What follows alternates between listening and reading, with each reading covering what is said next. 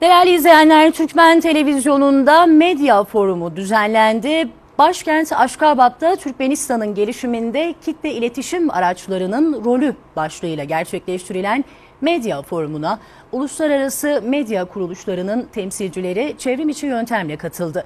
TRT Avaz Kanal Koordinatörü Sedat Sağırkaya ve TRT World adına Yusuf Erim forumda Türkiye'yi temsil etti. Türkmen Televizyonu'nda medya forumu düzenlendi. Türkmenistan Televizyon, Radyo Yayıncılığı ve Sinematografi Devlet Komitesi binasında çevrimiçi yöntemle düzenlenen foruma Asya Pasifik Yayıncıları Derneği Genel Sekreteri Javad Mottagi, Özbekistan Cumhuriyeti Ulusal Televizyon ve Radyo Şirketi Başkanı Aliser Hajayev ile birlikte konuk ülkelerin önde gelen medya temsilcileri katıldı.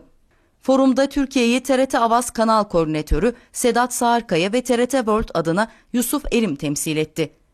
Forumda yakın zamanda görevini bırakacak olan Devlet Başkanı Gurbanguly Berdimuhamedov'un liderliğinde gerçekleştirilen reformlar anlatıldı, ülke kalkınmasında medyanın önemli bir rol oynadığı vurgulandı.